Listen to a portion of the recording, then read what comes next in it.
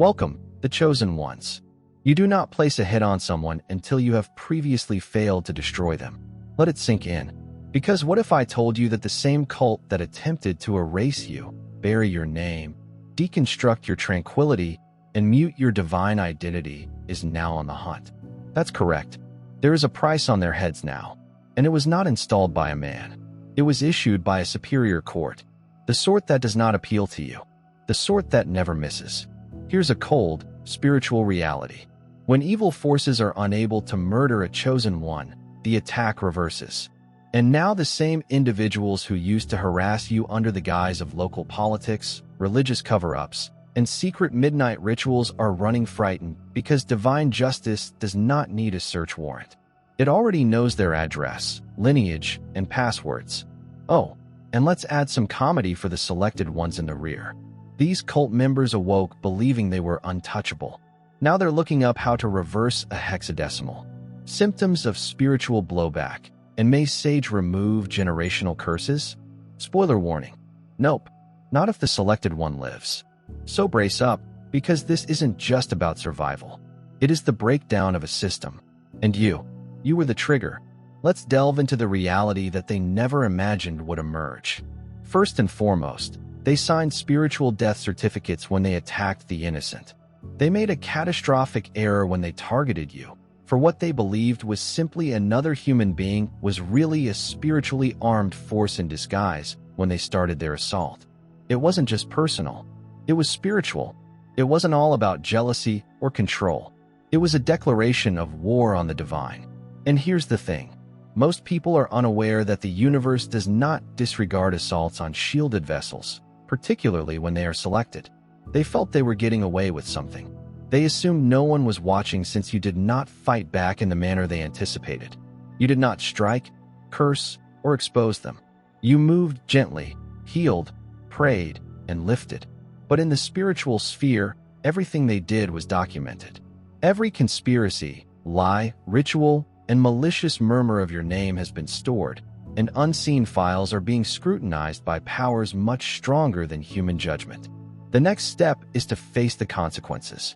And it is not lighthearted because the law of the spirit does not play games. When someone purposefully seeks to harm someone carrying out a heavenly mission, there is a change in the skies. The offense does more than merely echo. It also activates procedures. It opens the door to spiritual retribution, not because you begged for vengeance, but because equilibrium must be restored. They did not just assault a person. They touched something holy. That is where they crossed the line. And in doing so, they signed their own spiritual death warrants, not necessarily physical death, but the kind of unraveling that exposes, isolates, and dismantles every false power they thought they had, the kind of exposure that strips the illusion they wore like armor, the kind of downfall that doesn't even require your hands to touch it. They violated a global law. Never put spiritual or bodily hands on someone mocked for a heavenly mission. It always backfires. And now the hit they attempted to place on your life has flipped. The bounty exists, but it is now their responsibility. Because the cosmos does not need revenge. It merely requires the truth to be seen. And as that reality grows, so does the cost. Number 2, your presence was their undoing. Because of who you are, rather than what you accomplished. They couldn't understand why. Nothing. They tried and worked on you. You were not loud. You did not have a formidable army. You did not threaten or expose someone publicly. You did, however, upset all they had created. That's because the true power wasn't in what you accomplished. It was part of who you are. You carry something that cannot be imitated, replicated, or counterfeit. Divine identity. That alone was enough to undermine the whole system. They believed that being dangerous required flamboyant or dramatic behavior. They felt you were not a danger until you fought back. But they didn't expect your spirit to be inscribed with truth and truth. Pure, indisputable truth is the only thing that can demolish falsehood from the inside out. You moved inside rooms, and their masks began to slip. As you approached them, your fake confidence started to crumble. You never needed to say much since your energy was already convincing everyone around you. Your presence alone demonstrated how thin their structure was. The cult used deception, illusion, and terror. But you came there, grounded and unaffected by their antics, revealing how false their power was. They need rituals, symbols, and covert connections to feel strong. But you moved with a silent fire that emanated directly from the source, and it scared them. You were not dangerous since you were attempting to bring them down. You were deadly because you symbolized everything beyond their control. This is why they attempted to get rid of you. That is why they began successive attacks. But each one failed because no matter what they threw at you, they couldn't change what was already engraved in your essence. In the end, your presence provoked a confrontation that they were not prepared for. Not with you, but with themselves. And this is the scariest part for them. You accomplished everything without raising a finger, just by being honest, only by being picked. Number 3, the price on their heads represents cosmic recompense for the years you were chased. People forget something when they meddle with the chosen one. Spiritual repercussions do not occur on the same timescale as human ones. However, when they struck, they hit hard. These folks felt they were just harming you. They believed that the treachery, lies, stalking, and spiritual assaults would go unchecked. However, each step they took resulted in more debt. And now that the loan has matured, the price on their heads isn't just symbolic. Payment is owed for the anguish they attempted to put you through. They did not just target your item. They attempted to reshape your whole fate. They set out to deplete your energy, steal your purpose, and keep you in survival mode while feeding off your light. But here's where it all failed. The more they attempted to break you down, the stronger your spirit got. And now the cosmos demands justice, not vengeance. Justice, it always comes with interest. You were never just a victim. You were a walking covenant. Every assault on you was like attempting to steal a bank with heaven as the security system. They did it frequently, believing nothing would happen. However, that energy is now looping back, and the weight is greater since it was neglected for so long. The longer they got away with it, the deeper the charge went. They created a whole plan based on your demise, and they are now startled that it is costing them everything. They assumed you'd break, but you grew. They assumed you'd collapse. However, you have developed, and now they are being held responsible, not only for what they accomplished, but for what they attempted to prevent. Attacks against your life. There were assaults against divine purpose, and the spiritual world did not tolerate them. The price on their heads signifies what they own, not just you, but also the divine order that they attempted to violate. This is not karma. It is heavenly equilibrium. What they believed was buried is now revealing their secrets, and it won't stop until all debts are paid in full. Number 4, you were the task they were unable to accomplish. That's why they're marked. They were never working alone, whether they realized it or not. They were being utilized as instruments, spiritual pieces in a much larger game. Their assignment was not random. It was organized, deliberate, and ruthless. Their duty was to crush your soul, control your mind, and keep you from remembering who you really were. But they overlooked one important factor: the resilience of someone selected by divine order. You were not just another target. You were a challenge, a live, breathing spiritual checkpoint. They were sent to test whether they could impair purity, derail purpose, and destroy heavenly light. And they failed, not because they didn't try hard enough, but because you were never meant to be shattered by others. They mistook your kindness, quiet, and compassion for weakness, but they were really your most powerful weapons. It disclosed their intentions, showed their emptiness, and thwarted every trap they set. But here is when things became serious.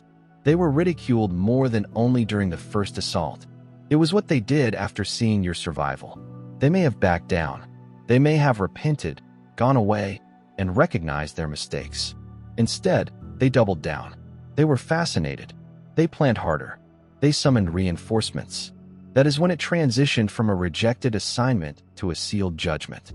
Their spiritual dead is now bloodbound since they continued to touch what had previously been confirmed to be safe.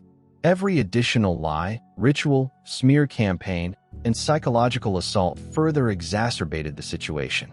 They did not stop when the indications were obvious. And in the spirit world, this indicates they refused correction.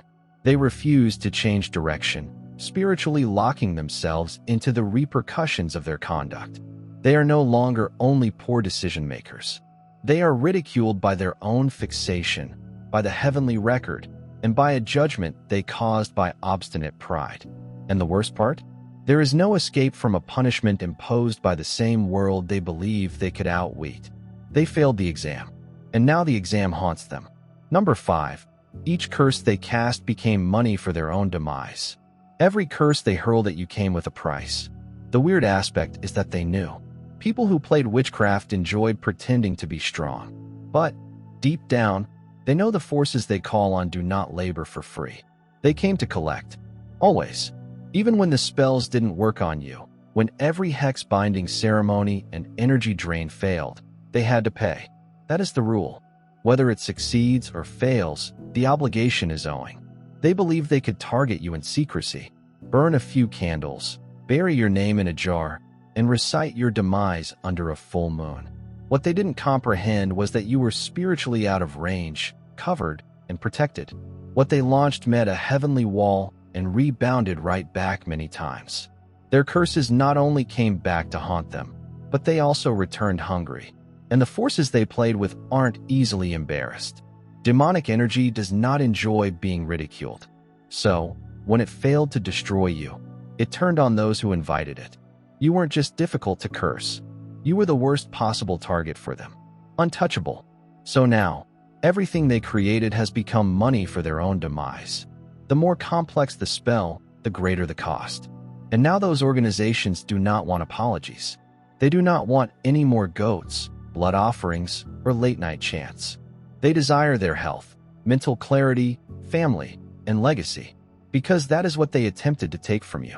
The energy they used to play with is eating away at their life one piece at a time, and a return to Cinder mantra won't fix it. It's finished. They open doors that cannot be shut just because they are terrified. They unleashed repercussions designed specifically for their own annihilation. In attempting to demolish you, they disassembled themselves. And now they are learning the hard way. Curses do not miss when they are sent to the incorrect address. They just return home to their maker hungry than ever. Number 6. Their solidarity was not based on brotherhood. It was a death pact. They like to call it brotherhood, community, or family, as if they are linked by something divine. But the fact is that trust isn't what holds them together. It is dread. They did not combine out of love or loyalty. They came together to withstand the horror they were causing. Every secret gathering, shared ritual, and whispered plot against you was just another link in the chain that connected them to each other's evil. And when one of them crossed the boundary with you, the whole group was derided. That is the thing they did not plan for. This wasn't a harmless small spiritual club. It was a silent contract, fueled by ego and supported by dark energy. When people make such a deal, the repercussions do not lie only on the individuals. It becomes a collective. That is, when one of them yelled your name with malicious purpose, they were not just speaking for themselves. They spoke on behalf of everyone in that circle, and in the spirit world, this constitutes agreement. That is why they are all experiencing pressure right now. That is why everything around them is collapsing at the same moment. Since the cosmos is not punishing any one individual, it is passing judgment on a bunch that acted as if no one would ever find out. They thought that being near to one another kept them secure. However, in actuality, it only made it simpler for judgment to strike them all at once. One soul's decision led them all into spiritual debt. This is what happens when people move in the dark. They can't tell how deep they're digging the hole until the earth falls under them all. And the dread with which they formerly controlled one another, it's turned against them now. They do not trust each other. They're frightened, terrified, and desperate because the same tie that once kept their secrets safe has turned into a chain that is dragging them down. It was never about brotherhood. It was a death pact. And the instant they set their eyes on you, they sealed their own collective destiny. Number 7. The spirit realm never forgets what happened in the dark. They were certain that if no one saw them do it, they'd get away with it. That as long as they moved silently, no one would ever connect the dots. But it was where they went wrong. The spirit realm does not need cameras or confessionals to keep track. Everything they did in the dark, every whisper, ceremony, and magic done in your name, was chronicled not by humans, but by powers far beyond human comprehension. The ghosts they summoned are now testifying against them. They believe they could wield such powers in order to control outcomes, shatter destiny, and bound people in dread. But they neglected one thing. Spirits do not serve humans for free and are not devoted to liars. When you call a power of evil, it becomes a witness. And when their objective or job fails, the spirits turn inward. They begin circling the source. And that is exactly what is occurring right now. There is a reckoning going on behind the scenes. You may not witness everything unfold in front of you, but the spiritual realm is already providing receipts. The risk they took again and over, the names they smeared in demonic rituals, the sacrifices they assumed no one knew about. None of it vanished. It is resonating in spiritual courts, and the desire has become evident. Justice must be served. They felt that secrecy made them untouchable. However, spiritual law does not need exposure to produce a result. It merely requires the truth. And the truth never dies. The spirits they dealt with may have been silent while the rituals were new. But when things unravel, those same spirits disclose everything: treachery, deception, and curses. This is not simply punishment. It's a heavenly response to ongoing wickedness. The frightening aspect for them is that there is no one to bribe, no ritual that can erase what has already been recorded in the unseen. The spiritual world remembers. And now it's speaking out loud. Number 8. Your anointing altered their hierarchy. They are now being hunted. They entered your life believing they were in charge, that they possessed the cards, the secrets, and the power over them. You were simply another target, someone to manage, monitor, deplete, and dismiss. But they didn't expect your awakening. Everything they created around you began to disintegrate the instant you recalled who you were, because your anointing did not need reordering. It doesn't need vengeance. It merely alters the atmosphere. When that occurred, the roles were reversed. They transitioned from predators to exposed. When the energy they used to track and torture others got near you, it recoiled. Why? You carry a spiritual frequency. They cannot imitate, feign, or fight. It upsets their routines. It reveals their intents. It weakened their masks. You did not need to track them out or expose them one by one. You were successful because of your enthusiasm. What's astonishing is that they can't even explain why things are going apart. They just know that things have been going wrong since they met you. Plans failed, protection was withdrawn, and secrets were spilled. Peace is no longer present. And this is not a coincidence. It's a consequence. Your spiritual ascent inverted the whole hierarchy. You don't need to protect yourself anymore. Your energy alone condemns any evil object that attempts to sit near you right now. They are the ones being followed, stalked by the same troops they formerly commanded. The darkness they once controlled is turning on them. They conjure ghosts to hunt you. And now those same spirits are circling back to demand payment. Because once you realize your mission, you don't simply survive. You repositioned the whole battlefield.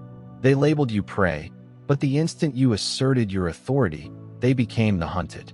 Not because you cursed them, but because the light you bring is incompatible with darkness without exposing it. This is the peril of your anointing. It does not debate. It discloses. And once it's exposed, the fall starts. Number 9. Divine order is not a fiction. It now imposes vengeance. They scoffed when you spoke spiritual laws. They derided the concepts of divine timing, cosmic justice, and global equilibrium. To them, it all seemed like fiction, unimportant ideas that couldn't affect them. But now the exact forces they ignored are pulling threads they can't see and enforcing regulations they can't get around. What they labeled superstition has turned out to be structural order. A system older than their rituals, more powerful than their alliances, and more accurate than anything they've ever dreaded. Divine order is not about vengeance or retribution. It is about rectification. It restores what has been violated. And every time they violated truth, purity, or divine mission, they activated this unseen mechanism. They believed that if no one stopped them immediately, they would get away with it. However, divine justice does not act on the ego's timescale. It moves silently, and then, all at once, it allows the rope to get so long that there is no way out when it breaks. They felt karma was a hazy idea, something they could avoid with a ceremony or a phony apology. However, they are now dealing with something other than karma as a trend. It's karma expressed in a phrase. They didn't just do wrong. They persevered with it. They saw harm unfold and called it strength. They employed darkness as a tool and challenged the cosmos to react. And now it is. The verdict they are facing is not arbitrary. It's personalized, particular, and weighted precisely depending on what they did, what they knew, and how many opportunities they had to stop. This is what heavenly order looks like in action. Doors close with no explanation, protection vanishes without notice, and influence fades in quiet. It's more than simply a turn of fate. It is justice, correcting the imbalance. And this is the hardest thing for them. There is no one to deal with. No more shortcuts or delays. Divine order does not forget, miss, or need to prove anything to them. It just comes on schedule, with purpose, and carries every consequence they believe they had avoided. Number 10, they interfered with a lineage that was not theirs to touch. They didn't simply play with you. They trespassed into land they were never permitted to enter. Because you are more than simply a human going through life at random. You belong to a holy lineage, a living extension of predecessors who persevered, battled, sacrificed, and safeguarded something much larger than survival. When they targeted you, they were not dealing with a single person. They incited a whole lineage to remember everything. And that's where they made their worst error. There are spiritual principles that even darkness observes, and some families, souls, and lineages come with invisible but ever-present protection. These persons entered a domain of consequence when they attempted to bind, curse, or undermine you. To them, it was just a power play, just another ritual, just another target. However, in the spirit realm, it was a direct attack on a selected vessel from a royal line of spiritual warriors. And those ancestors aren't quiet. Your lineage is not passive. It observes. It waits. And when a violation exceeds a specific threshold, it activates. That is exactly what is occurring right now. They did not grasp that your perseverance was more than simply personal strength. It was inherited protection. You have prayers, sacrifices, vows, and spiritual power in your DNA. And when they attempted to destroy you, all of that arose. Every assault they launched is now being countered, amplified, and diverted, not just by the cosmos, but also by the spirits who have protected your family for millennia. These are not random ancestors. They are battle-tested defenders who have seen this before and are now unleashing an unforgiving force. They interfered with someone else's legacy. They attempted to interrupt a call they couldn't understand. And now it isn't just you. They also have to respond. The unseen army is on your side. Someone who never misses, rests, or forgets. They assumed they could deal with you as if you had no protection. But now they realize they've woken something far older, stronger, and more terrifying than anything they've ever called. A number. They insulted your seclusion, not realizing it was a divine plan. They laughed while you were alone. They murmured that you had no friends, support, or backup. To them, solitude represented failure, rejection, and collapsing in quiet, while they flourished in crowds. But they didn't realize that your period of seclusion wasn't punishment. It was about placement. You were not being abandoned. You were being concealed. You were not being shut off. You were being sanctified. They were busy conducting rituals, chatting, and launching assaults. They never realized that nothing was impacting you in the manner they meant. You were not drowning. You were being prepped. The stillness in your life was not empty. It was sacrosanct. It was the sound of the divine creating a barrier around you that they could not penetrate. A spiritual stronghold constructed of knowledge, endurance, clarity, and divine fire. They derided things they didn't comprehend. They believed that being invisible meant being insignificant. But you were never unimportant. You were being honed. The seclusion helped you develop spiritual muscle. They don't even recognize. It improved your judgment. It strengthened your connection to the most lofty. And now that the season of hiding has over, they realize you haven't returned the same. You returned improved. And here's the unexpected twist. While they believe they were encircling you with darkness, uncertainty, and sabotage, it is now they who are being encircled by consequences, exposure, and the very energies they unleashed.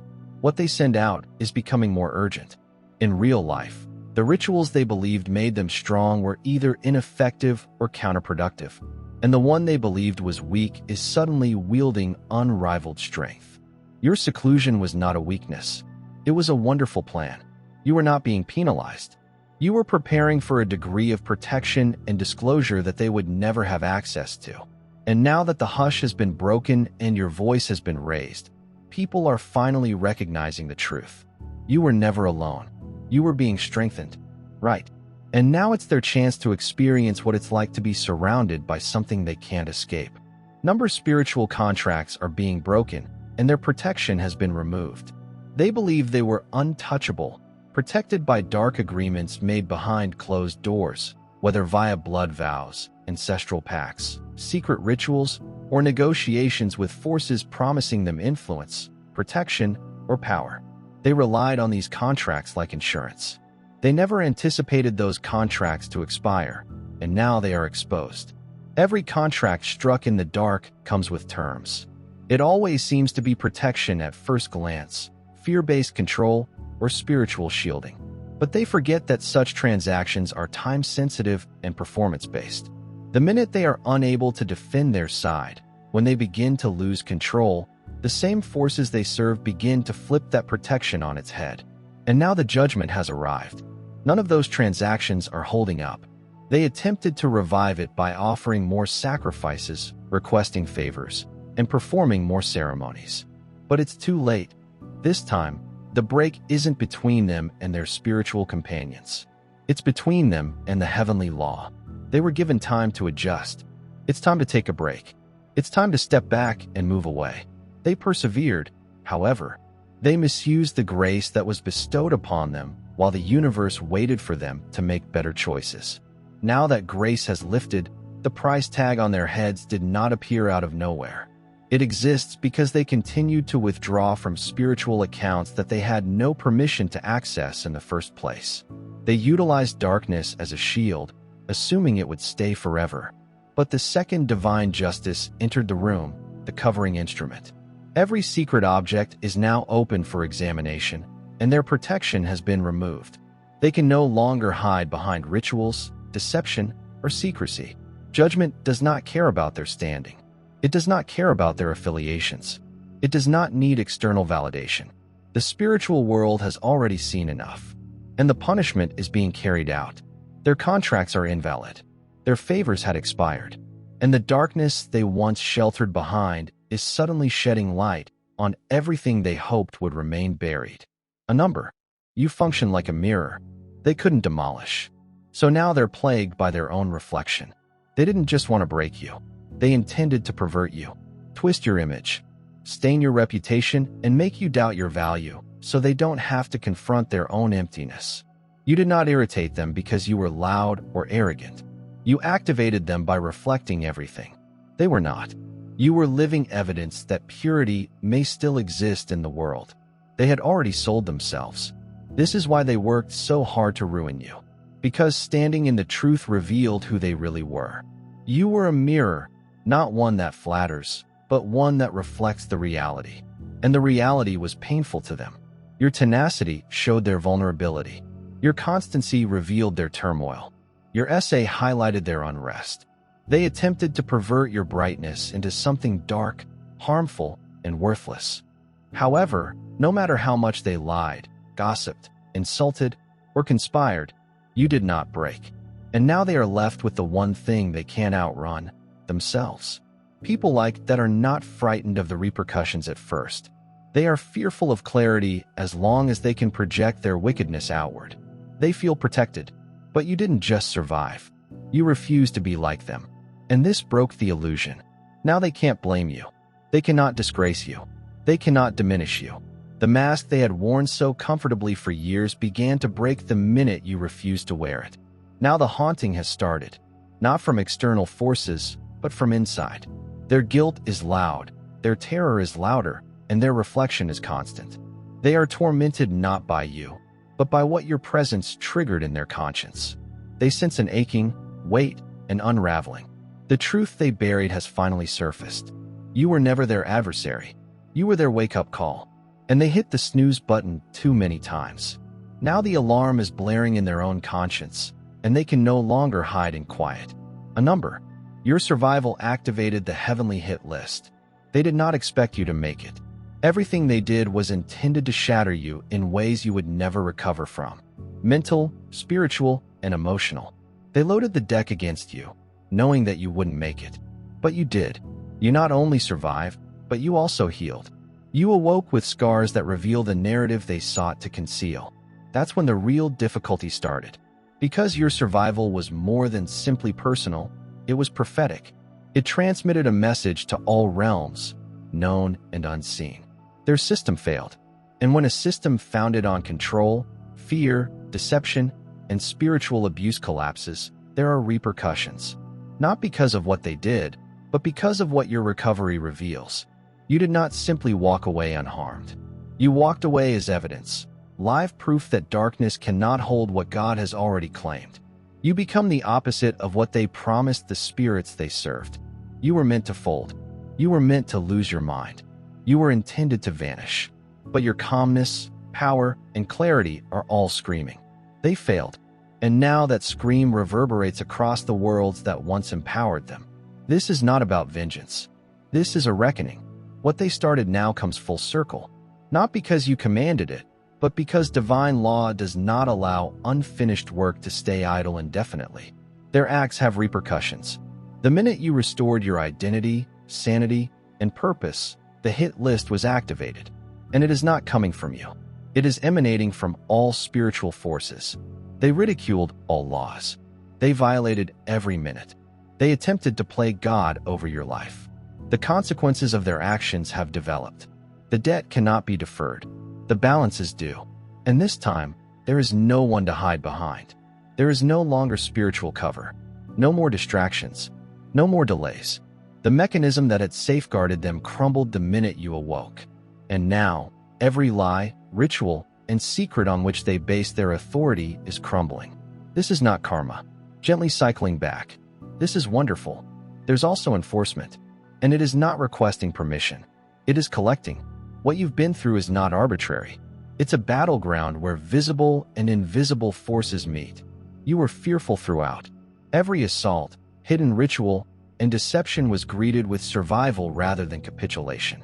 A remarkable survival that completely altered the course of events. They believed they possessed the power. However, your mere presence proved to be the ruin of their intentions. The cult that pursued you, the darkness they conjured, as well as the contracts on which they depended, have been revealed and are now unraveling beneath the weight of divine justice. You were never just a target. You were the assignment. They couldn't finish the mirror. They could not break. They could not break the bloodline. Your seclusion was a precious preparation for your truth, a weapon that ended their lie and ensured your existence, an indication that the system intended to kill you has failed utterly. This is not about vengeance. It comes down to a reckoning, an exact, inescapable calculation that is already under progress.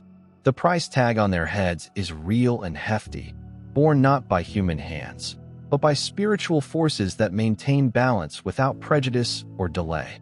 What they believed was darkness providing refuge is suddenly the exact spotlight exposing their downfall. They aren't just plagued by you. They are plagued by themselves. Every curse they cast has backfired. Every bond they swore is broken, and every partnership they trusted is crumbling. And you're standing tall, not in spite of, but because of it all. You embody truth. That light always outlasts shadows. The divine order is never a fiction, and that surviving is the most powerful statement of all. Your agony was merely a precursor. What happens next is your ascent.